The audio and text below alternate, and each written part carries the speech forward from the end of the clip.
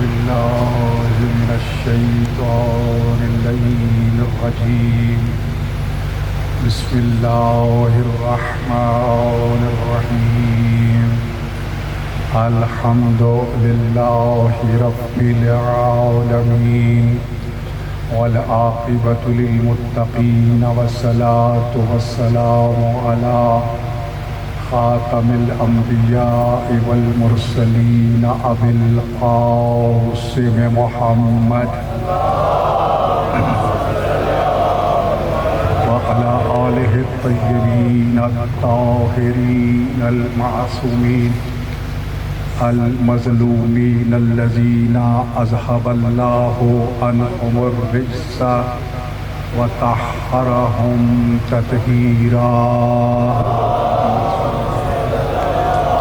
ولعنة الله على أعدائهم أجمعين ملعونين من يوم عداوتهم إلى يوم الدين أما بعد فقد قال النبي صلى الله عليه وآله وسلم الدعاء سلاح الأنبياء صلوات پڑھیے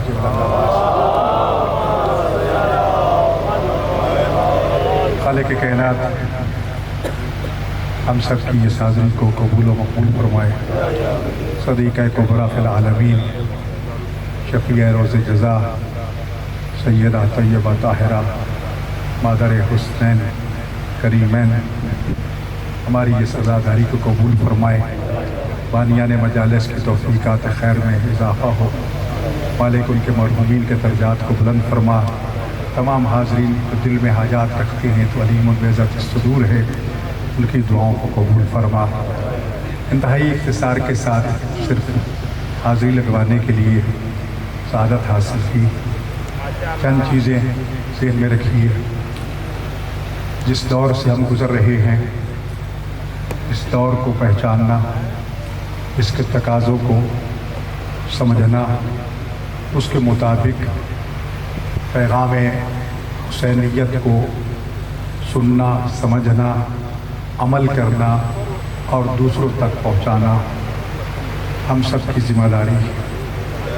مجالس اس لیے ہوتی ہیں تاکہ ہر دور کے تقاضوں کے مطابق جو بھی حالات ہیں اس میں زندہ رہنے کے لیے ائمہ معصومین علیہم السلام نے ہمیں اپنی سیرت سے کیا سبق دیا ہے، ہمیں ان حالات میں ان کی سیرت سے سبق حاصل کرتے ہوئے نہ صرف زندہ رہنا ہے بلکہ دنیا کو پیغام حیات دینا ہے، دنیا کو پیغام حسینیت پہنچانا ہے، دنیا کو یہ بتانا ہے کہ اگر حیات ابدی چاہتے ہو تو در حسین پہ جھک جاؤ۔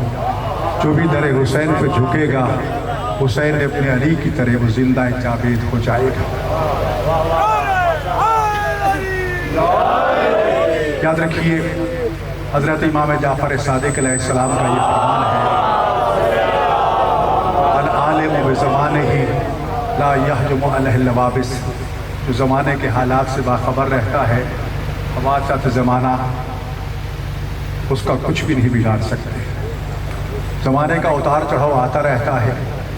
اگر ہمارے سامنے سیرت معصومین ہے، ہر معصوم اس سیرت کا اس تناظر میں بھی مطالعہ کیجیے، کس دور میں انہوں نے زندگی گزاری، کن حالات میں وہ زندہ رہے، کیسے ظالموں کے ساتھ رہ کر اپنے دین و مبین کی سربلندی کے لیے کام کیا۔ اور کوئی بھی دور ایسا نظر نہیں آتا کہ سن 61 ہجری کی شام غریبہ سے لے کر آج تک آزاداری کو روکنے والوں میں سے کوئی بھی کامیاب ہو سکا ہو۔ روکنے والے تباہ و برباد ہو گئے، تباہ و برباد ہوتے رہیں گے۔ حسین صرف مسلمانوں کا نہیں، حسین صرف شیعوں سنیوں کا نہیں ہے، حسین پوری انسانیت کا رہبر بھی ہے، امام بھی ہے۔ کوئی بھی دنیا کا انسان شرط یہ ہے کہ اس میں انسانیت پائی جاتی ہے، کیونکہ رسول اللہ کا فرمان ہے ایھا الناس ھذا حسین الفارق، وہ اپنی گودی میں بٹھا کے مسجد نبوی میں صحابہ کرام کے مجمع کے سامنے رسول اللہ یہ لفظ ارشاد فرماتے ہیں، اے انسانوں یہ حسین نے جو میری گود کی ہے. عارف ہو اسے پہچانو، متفکر ہو اس کی عزت توقیر کرو، ایسی عزت توقیر جس طرح اللہ نے اسے عزت دی ہے. اللہ نے حسین کو کیا عزت دی؟ دنیا میں بڑے شہید ہیں. شہدائے بدر کا بہت بڑا مقام ہے، شہدائے احد کا بہت بڑا مقام ہے. حمزہ سید الشہداء کہلائے شہدائے احد کے، بہت بڑا مقام ہے. لیکن جو مقام خالق نے حسین ابن علی کو عطا کیا ہے وہ کائنات میں کسی شہید کو حاصل نہیں ہوا. لوگ کہتے ہیں آپ شہدائے بدر کا دن نہیں مناتے، بھئی ہم مناتے ہیں. کہتے شہدائے احد کا دن نہیں مناتے، بھئی ہم مناتے ہیں. جس شان و شوکت سے کربلا والوں کے دن مناتے ہو ایسے نہیں مناتے. تو میرے بھائیوں، ایسا منانا یا نہ منانا میرے آپ کے اختیار میں نہیں ہے. خالق کا وعدہ ہے فَاذْكُرُونِي أَذْكُرْكُمْ، تم مجھے یاد کرو میں تمہیں یاد کروں گا. خدا جانے روزی عاشور حسین ابن علی حسین ابن زہرا نے خدا کو کس انداز میں یاد کیا کہ قیامت تک ہر آنے والا دن حسین کی یاد کو پوری دنیا کے دلوں میں بٹھاتا بھی ہے، پہنچاتا بھی ہے، بیان بھی کرتا ہے اور کربلا کی طرف متوجہ بھی کر رہا ہے کہ آؤ. اور میں یہ کیا کرتا ہوں، جو مخالفت کرتا ہے اس سے ناراض نہ ہوا کرو. کیوں؟ اس لیے وہ بیچارہ تو ابھی انسانیت سے دور ہے. جس دن دائرہ انسانیت پہ داخل ہو جائے گا رسول اللہ کے اس فرمان کو سمجھے گا، بے شہید حسین کو پہچاننے کی کوشش بھی کرے گا. یاد رکھو، مظلوم کربلا کی عزاداری آسان نہیں ہے. امام حسین علیہ السلام دعا فرماتے میرے اللہ میرے شیعوں کو میری محبت کے امتحان میں کامیابی عطا فرما. جب سے شیعہ بھی کہہ رہے ہیں، امتحانوں میں پڑھنے کی خبر بھی دے رہے ہیں اور کامیابی کی دعائیں بھی مانگ رہے ہیں. تو لہٰذا عزاداری کو آسان نہ سمجھنا، ثابت قدم رہنا. اللہ کا وعدہ ہے کہ جنہوں نے کہا نا رب اللہ، اللہ ہمارا رب ہے، اور پھر اس پہ ڈٹ گئے، ان کو نہ کوئی ڈر ہے نہ کوئی خوف ہے.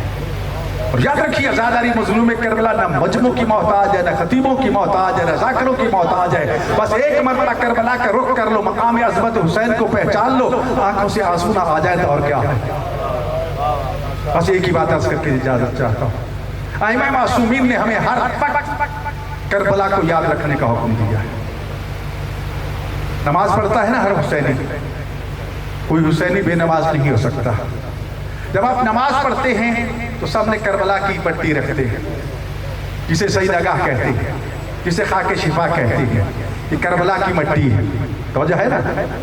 اب مجھے یہ بتاؤ، بہت سے علماء، بہت سے عزادار ایسے آج بھی موجود ہیں کہ مصلی پہ کھڑے ہو کر تکبیرۃ الاحرام کہنے سے پہلے کربلا کا رخ کرتے ہیں.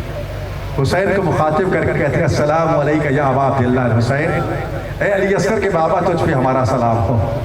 پوچھا کہ اسلام کیوں کرتے ہو؟ اگر حسین نماز پڑھ کے دکھاتے تھے تو ہمیں نماز کہاں سے ملتی؟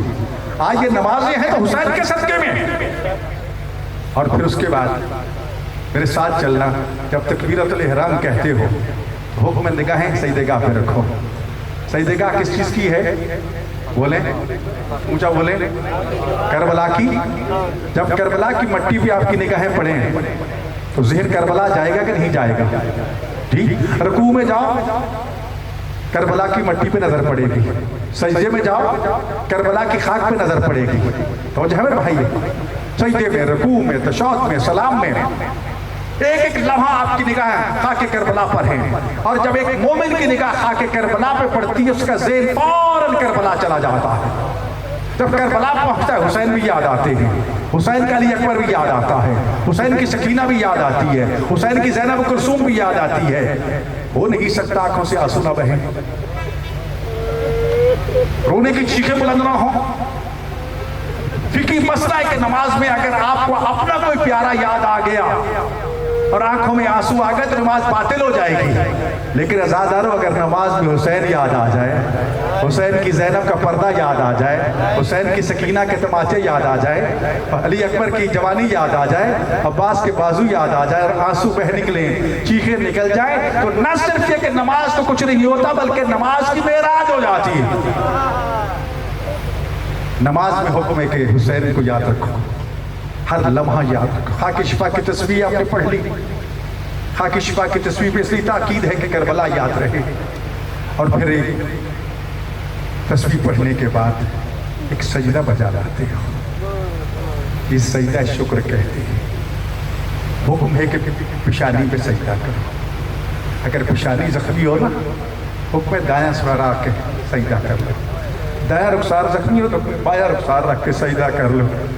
وزادہ بطول کے بیٹی پیشانی بھی زخمی تھی، دایاں پہلو بھی زخمی تھا، بایاں پہلو بھی زخمی تھا۔ خدا جانے زہرا کے بیٹے نے آخری سجدہ کس سے پہلو بدل بدل کے ادا کیا تھا، اس لیے ہمیں سجدہ شکر پہلو بدل بدل کے کرنے کا حکم دے کے ہمیں حکم دیا گیا حسین کے آخری سجدے کو فراموش نہ کرنا۔ مجلس میں آؤ خلوص نیت سے، عبادت سمجھ کے رو، جی بھر کے رو، یہ رونے کے لیے نہیں رونا آتا رو، نہیں رونا آتا اپنے دل و دماغ پہ زور ڈالا، کوئی گستاخی تو نہیں ہو گئی کہ آنسو نہیں آ رہے؟ جی تمہاری ان چیخوں پہ امام صادق علیہ السلام سلام پیش کرتے ہوئے نظر آتے۔ خوش نصیب ہے وہ شخص کہ جو اس صف عذاب پہ بیٹھتا ہے۔ رسول اللہ نے اس مجلس کی، اس مٹی کو، اس زمین کو، جہاں آزاداری، جہاں مظلوم کربلا کا ذکر ہوتا ہے، فرمایا وہ زمین عام زمین نہیں رہتی، جنت کے ٹکڑوں میں سے ایک جنت کا باغ بن جاتی ہے۔ میرے بھائیوں، دعا عبادت کا نچوڑ ہے، مغز ہے، دعا انبیاء کا ہتھیار ہے۔ جس مظلوم قیدی کا تذکرہ ہو رہا ہے اس نے اس دعا کو بطور ہتھیار یزیدیوں کے خلاف استعمال کر کے قیامت تک دنیا کو پیغام دیا۔ اس دور میں جب یزید مسجد نبی کو تباہ کر چکا تھا، خانہ کعبہ کو شہید کر چکا تھا، اصحاب قتل کر چکا تھا، اہل بیت کو قیدی بنا کے درباروں بازاروں میں گھما رہا تھا، اس وقت اہل بیت کا نام لینا جان گوانے کے مترادف تھا۔ لیکن دعا کے لباتے میں امام سجاد نے ایک دعا کے بند کے بعد اللہم صلی علی محمد و آلہ، اللہم صلی علی محمد و آلہ، اللہم صلی علی محمد و آلہ، بار بار یہ جملہ کہہ کہہ کے دنیا کو یہ پیغام دے دیا کہ میرا یہ پیغام یزید اور یزیدیت تک اور یزیدیوں تک پہنچا دو کہ اس کائنات میں اگر کہ درود و سلام کے لائق ہے تو ہم محمد و آل محمد ہیں۔ کہ دعا ہتھیار کے طور پر ضرور دعا مانگا کرو، آل محمد کے در پہ بھکاری بن کے آیا کرو، ہر ایک کا واسطہ دیا کرو۔ یہ سارے باب اور حوائج ہیں، خاص طور پر آج یہ کم سفر ہے، ہم سب بڑے آرام سے بیٹھے، ہماری بہنیں بیٹیاں پردے میں بڑے آرام سے، ذرا اپنے ذہنوں کو دوڑاؤ بازار شام کی طرح۔ آج بطول کی بیٹیاں رسل بستہ خدا جانے کتنا پیدل چل کے درباروں اور بازاروں میں پہنچی۔ ذرا تھوڑے صرف توجہ کے ساتھ ان جملوں پہ غور کرنا، جو زینب مدینہ سے مکہ، مکہ سے کربلا، شام غریبہ سے لے کر کوفہ، کوفہ سے لے کر بازار شام تک، خدا جانے کس طرح صبر و تحمل، جبل صبر، صبر کا پہاڑ بن کے چلتی آئی۔ جب آج بازار میں پہنچی تو دعا کرتی ہے میرے اللہ کاش میں یہاں پہنچنے سے پہلے مر گئی ہوتی، لوگ مجھے بھول گئے ہوتے، مجھے یہ منظر نہ دیکھنا پڑتا۔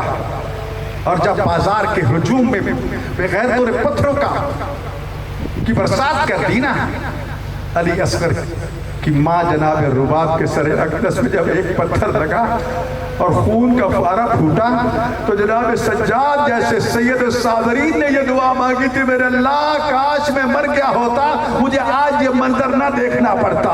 اللہ اکبر عزادارو، یہ غیور سجاد کا صبر حوصلہ تھا، کس طرح اپنی ماں کے سروں پہ برستے پتھر دیکھے، آگ دیکھی، پھر بھی کلمہ الہ حق سے باز نہیں آئے۔ ہمیں سجاد کی سیرت کو سمجھنے کی ضرورت ہے۔ کربلا ضرور چاہیے، ائمہ معصومین کا ہم پہ حق بنتا ہے۔ نہیں جا سکتے تو امام نے آسانی پیدا کر دی ہے، روز 40 کربلا کا رخ کر کے ایک مرتبہ کہہ دو السلام علیکہ یا ابا عبداللہ، اے علی اصغر کے بابا۔ عرب کا رواج ہے بڑے بیٹے کے نام پہ کنیت رکھتے ہیں، لیکن حسین کو علی اصغر سے اتنی محبت تھی کہ کنیت اپنے چھوٹے بیٹے علی اصغر کے نام پہ رکھی تھی اور اپنے بیٹے سجاد کو یہ وصیت کی تھی، بیٹا سجاد جب مجھے دفن کرو نا، میرا ٹکڑے ٹکڑے لاشا قبر میں اتار چکو تو پھر اپنے بھائی علی اصغر کا لاشا اٹھا کے میرے سینے پہ رکھ دینا۔ آزاد اور روایت میں موجود ہے بنی اسد نے جب سجاد کی مدد کی اور ایک چٹائی پہ حسین کی لاش کے ٹکڑے اکٹھے کر کے رکھے نا اور کہا کہ او بنی اسد قبیلہ والوں میری مدد کرو، چٹائی کے کونے پکڑے گئے، لاشا اتارا گیا، پھر ایک مرتبہ سجاد باہر آئے اور ایک چھوٹا سا ٹکڑا لاش کا اٹھا کے کانپتے ہاتھوں کے ساتھ قبر پہ اترے اور اپنے بابا کے سینے پہ رکھ کے کہتے بابا سجاد کو معاف کر رہا، مجھے اس سے زیادہ علی اصغر کا لاشا نہیں ملا، جو ملا ہے تیرے سینے پہ سلا دیا ہے۔ علماء کہتے ہیں علی اصغر آج بھی بابا کے سینے پہ آرام فرما رہا ہے۔ پروردگار ہم سب کو علی اصغر کا واسطہ، جناب سکینہ توجہ کا واسطہ، صاحب خانہ کی عبادت کو قبول و مقبول فرما، تمام باعثین ذاکرین حاضرین کی عبادت کو قبول و مقبول فرما۔ اس دور پرفتن میں دامن اہل بیت اطہار سے وابستہ و پیوستہ رہنے کی توفیق عطا فرما۔ مالک کائنات عزادار زائرین امام حسین علیہ السلام جہاں کی ہوئی ان کے سفر کو آسان فرما، جو دل میں ارادہ رکھتے ہیں ان کو توفیق عطا فرما کہ مظلوم کربلا کی زیارت کر سکیں، چہلے میں سید الشہداء کربلا میں منا سکیں۔ مالک کائنات صدیقہ کبریٰ شفیع روز جزا جناب زہرا سلام اللہ ہم سے راضی فرما، حجت دوران امام زمان علیہ السلام کا ظہور پر نور میں تاجیل فرما اور ہم سب کو امام زمان علیہ السلام کے آباد و آثار میں شمار فرما۔ ربنا تقبل منا انک انت السمیع العلیم۔